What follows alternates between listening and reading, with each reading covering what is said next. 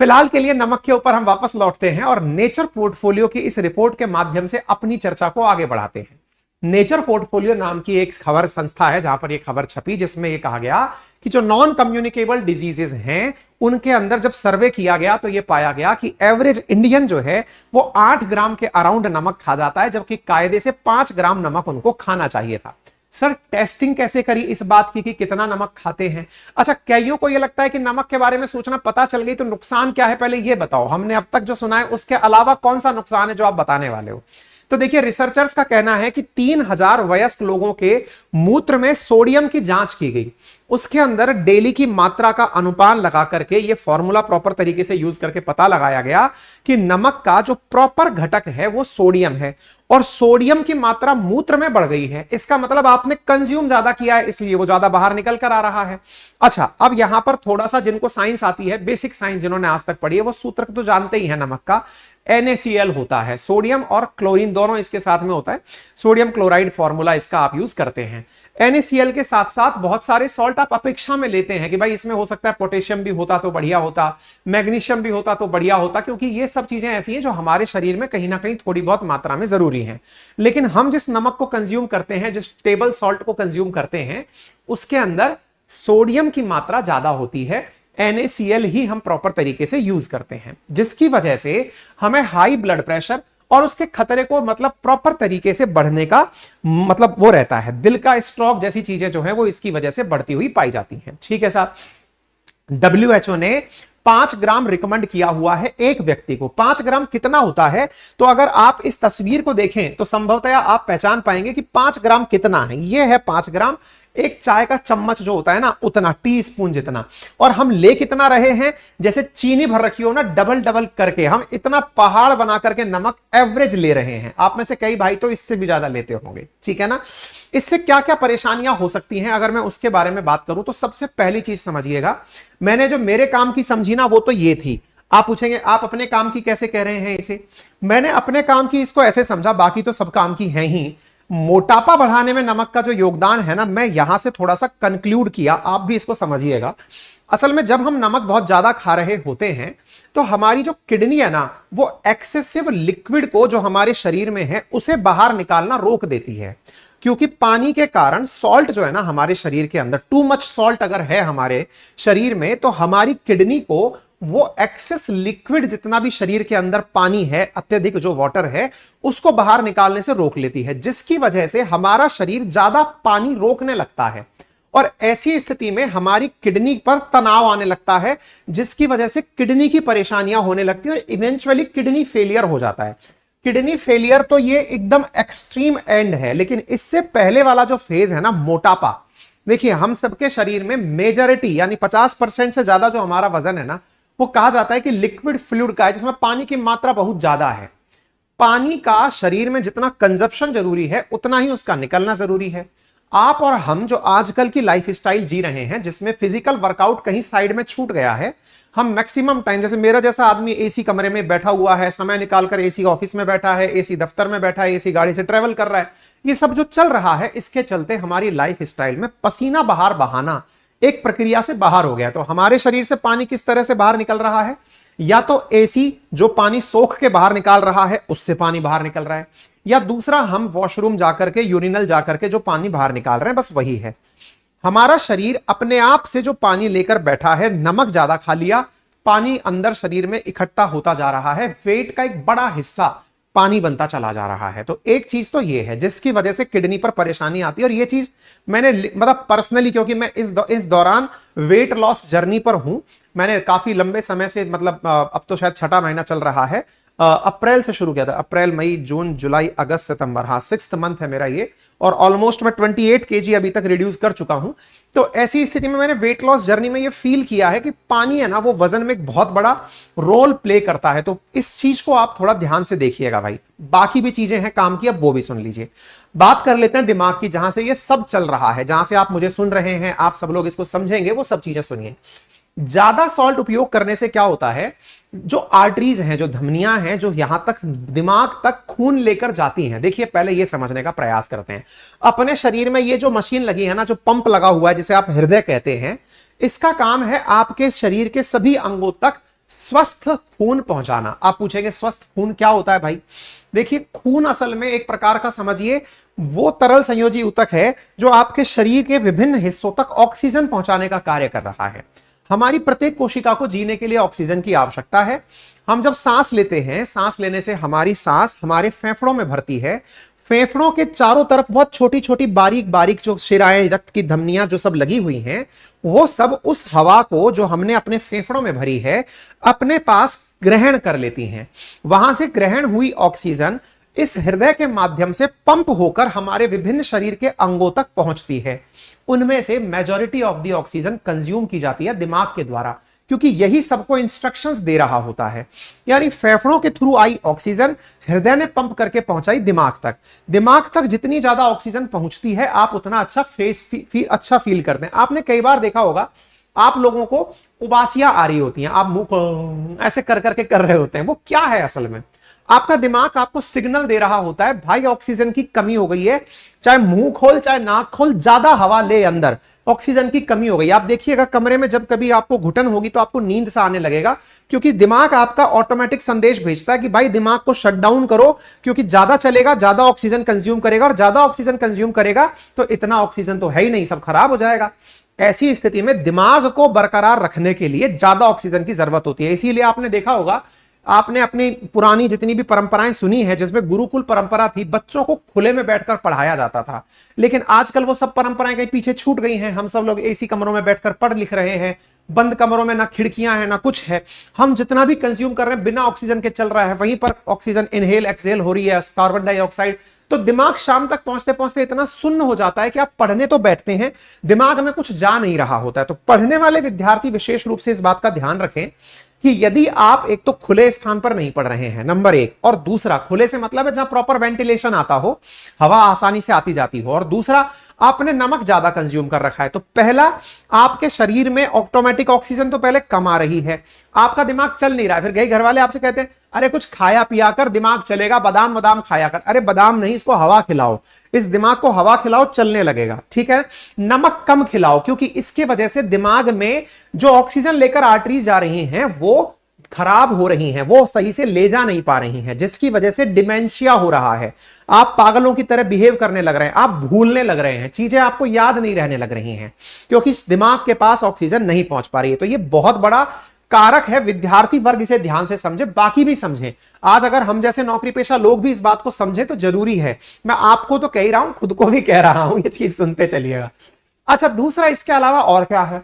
इसके अलावा हमारे शरीर में और भी, जैसे भाई दिमाग के पास से थोड़ी जाना, आज मेरी उंगलियां चल रही हैं, पैर चल रहे हैं, जबान चल रही है, इन सब में ऑक्सीजन के लिए आने वाली धमनियां लगी हुई हैं, जो इनको धड़ाधड़ आर्टरीज लगी हुई हैं, जो इनको ऑक्सीजन भेज रही हैं। होता क्या है, जब आप बहुत ज्यादा नमक खाते हैं तो उसकी वजह से ब्लड का प्रेशर बढ़ जाता है। ब्लड का प्रेशर बढ़ जाता है, जिसकी वजह से हमारी जो धमनियां हैं जो थिक हो चुकी हैं, उनको ये पंपिंग की दिक्कत आती है कि यार इसको पहुंचाना कैसे है वहां तक। इसकी वजह से हमारे पास कई बार क्या होता है, ब्लड प्रेशर बढ़ने से क्रिटिकल ब्लड फ्लो में जब ऑर्गन्स तक नहीं पहुंच रहा होता, तो कई बार लोगों को ओल्डरली एज में, जब मान लीजिए कि वो 50-60 साल से ऊपर जा रहे होते हैं, तो कई बार आपने सुना होगा कि किसी को लकवा आ गया। कई बार किसी को सुना होगा कि भाई उसके शरीर में कोई सी अंग ने काम करना बंद कर दिया। तो उसके पीछे का कारण क्या है? प्रॉपर तरीके से ब्लड वहां पर सर्कुलेशन में था ही नहीं। केवल ऐसा नहीं होता है, बहुत सारे फैक्टर जिम्मेदार होते हैं। मैं कोई डॉक्टर नहीं हूं, मैं जो आपको ज्ञान दे रहा हूं पढ़ा पढ़ाया ज्ञान है, इधर उधर से सुना सुनाया ज्ञान है, कुछ मैंने इस तरह की चीजें पढ़ ली हैं, वो आप तक बता रहा हूं। आप डॉक्टर से कंसल्ट कर लीजिए डॉक्टरी ज्ञान के लिए। लकवे में केवल ऑक्सीजन को जिम्मेदार ठहरा दिया जाए, लोग कहेंगे पागल हो गया ये मास्टर। तंत्रिका तंत्र का भी काम होता है, बिल्कुल होता है, जानता हूं मैं। अभी चूंकि नमक की बात कर रहे हैं इसलिए उसी पर फोकस किया जा रहा है, बाकी भी फैक्टर जिम्मेदार हैं, आप समय निकालकर उन्हें भी जान लीजिएगा। ऐसे ही हार्ट के बारे में अगर बात करें तो ज्यादा नमक अगर आपने यूज कर लिया तो इसकी वजह से हार्ट इटसेल्फ में आपको दर्द होने लगता है। क्यों होने लगता है? क्योंकि हमारी जो आर्टरीज हैं वो भी धीरे धीरे ब्लॉक होने लगती हैं ज्यादा नमक से।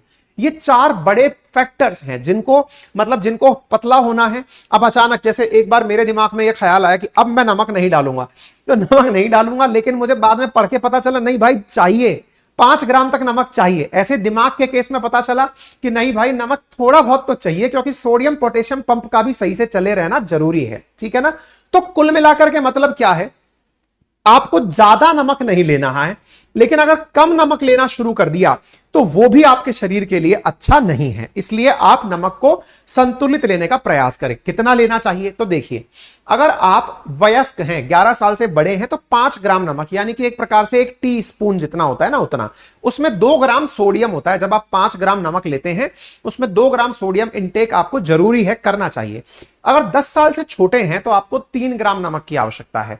ऐसे ही जो आपके घर में छोटे बच्चे हैं उन्हें 2 ग्राम नमक की आवश्यकता है, यानी आप जितना नमक लेते हैं उससे आधा नमक। और 1 से 3 साल के बच्चे को 1 ग्राम नमक ही प्रतिदिन आवश्यकता है, यानी कि वो चुटकी भर नमक, वो कहते हैं ना चुटकी भर सिंदूर की ताकत तुम क्या जानो, तो यहां पर चुटकी भर नमक की ताकत आप सब जानो, ठीक है ना। अच्छा, तो रोज कितना नमक खाएं, इसके लिए आईसीएमआर की तरफ से भी यह कहा गया है कि हम लोग 5 ग्राम तक ही नमक खाएं। हम लोग एवरेज इंडियन जो है वो 8 ग्राम से ज्यादा नमक खा रहा है। अब कुछ चीजें मैं आपको, आपके दिमाग में जो अब तक पूरा वीडियो सुन चुके होंगे यहां तक, उनके दिमाग में एक पॉइंट आने लग रहा होगा। भाई मेरा वीडियो बफर कर रहा है, औरों का भी कर रहा हो तो बताना।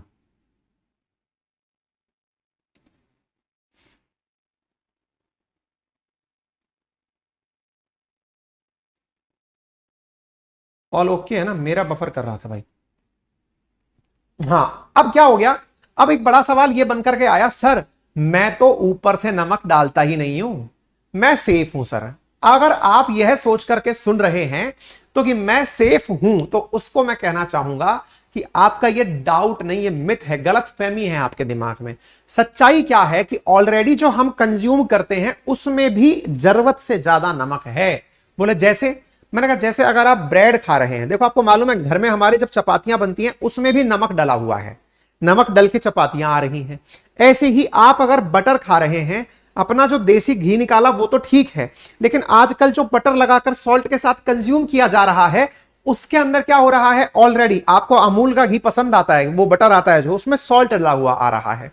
ऐसे ही आप चाहे सीरियल्स खा रहे हैं या सॉसेस खा रहे हैं, उन सब में ऑलरेडी प्रोसेस्ड फूड जितना भी है ना, प्रोसेस्ड फूड की जो मियाद है वो बढ़ती ही ऐसे है, अगर उसमें आप ज्यादा सॉल्ट डालेंगे या ज्यादा मीठा डालेंगे तभी वो ज्यादा देर तक चल पाता है। अगर आप ऊपर से नमक नहीं भी डाल रहे हैं तो भी आप ज्यादा नमक खा रहे हैं, तो फिर क्या करें। तो भाई साहब आप केवल वही खाएं अपनी तरफ से, जो कि किसी ने बहुत अच्छे से एक लाइन बोली थी कि भाई आप केवल है ना जिसे डायरेक्ट खा सकते हो वही चीज खाएं। आपको अगर उसे पकाकर खाना पड़ रहा है तो आप स्वाद के लिए उसमें ऊपर से नमक ना डालें, और अगर ऐसा कर भी रहे हैं तो उसे प्रोसेसिंग तक मत जाने दीजिए। यानी जो भी खाना ज्यादा समय रखने पर खराब हो जाता है, समझिए वो आपके शरीर के लिए भी खराब है। आप उस तरह का फ्रूट, ताजा फल, ताजा सब्जियां, इस तरह की चीजें खाएं जो नेचुरली अपने साथ सॉल्ट लेकर आ रही हैं। एक दूसरा और पॉइंट निकल कर आता है, और वो क्या है, सर मैं स्वस्थ हूं, मेरे कोई भी हाई ब्लड प्रेशर नहीं है, तो क्या मुझे भी कम शुगर खाना चाहिए। देखिए क्या है, एवरीवन, जो भी व्यक्ति है, चाहे वो फिट है चाहे वो अनफिट है, सबको शुगर, ये सॉल्ट की मात्रा कंट्रोल करने की आवश्यकता है। क्योंकि आज आपका हार्ट फील सही कर रहा है, लेकिन सॉल्ट का कंजप्शन धीरे धीरे आपके शरीर के बहुत सारे क्षेत्र, क्योंकि देखिए आप बीपी चेक करते हैं, लेकिन क्या आपने किडनी का टेस्ट करवाया है लास्ट टाइम में, क्या आपने दिमाग का टेस्ट करवाया है कभी लास्ट टाइम में, आपको पता ही नहीं है और कहां कहां पर इंपैक्ट पड़ रहा है। हो सकता है आपका हार्ट मजबूत हो जो आपको लेकर आगे चल रहा हो, इसीलिए इस ट्रुथ को आपको जानना जरूरी है। अब कईयों के दिमाग में तीसरा सवाल आएगा, जैसे मेरे घर में यह बड़ा था, मेरे पिताजी जो कि फिजिकल ट्रेनर रहे हैं, उन्होंने एक इंस्ट्रक्शन दिया मुझे कि तुम ना ये जो टेबल सॉल्ट खाते हो इसकी जगह सेंधा नमक खाया करो। अच्छा, अब ये कहानी बड़ी इंटरेस्टिंग है। उनकी बात सुनने के बाद में, अपन तो वो वाली जनरेशन है जो हर चीज के पीछे प्रमाण मांगती है कि कारण बताइए कैसे होगा, तो हमने प्रमाण खोजा। देखिए हिमालयन जो पहाड़ी है ना अपनी, उस पहाड़ी से निकला हुआ नमक सेंधा नमक के नाम से, हिमालयन सॉल्ट के नाम से आया जाता है। आपने देखा होगा अपने घरों में ये कहा जाता है व्रत के दिनों में सेंधा नमक खा सकते हैं आप। तो सेंधा नमक जो है ना, उसकी कहानी क्या है अब वो भी समझिए। सेंधा नमक कैसे हमारे साधारण नमक से अच्छा है या बुरा है ये जानते हैं, ठीक है।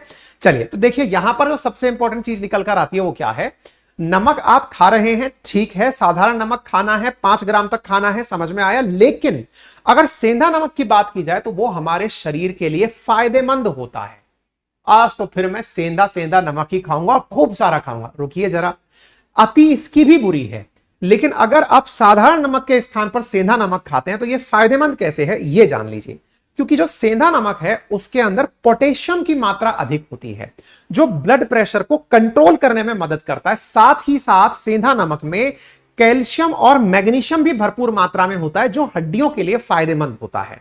यह कोलेस्ट्रॉल को भी कम करने में मदद करता है, और साथ ही साथ जो हृदय रोगी हैं या हाई ब्लड प्रेशर वाले लोग हैं या डायबिटीज वाले जो लोग हैं, उन्हें सेंधा नमक का सेवन करना चाहिए। साधारण नमक की तुलना में सेंधा नमक ज्यादा बेहतर पाया गया है। इसके पीछे का बड़ा कारण जान लीजिए, जब हम 5 ग्राम साधारण नमक कंज्यूम करते हैं तो उसमें 2 ग्राम सोडियम होता है।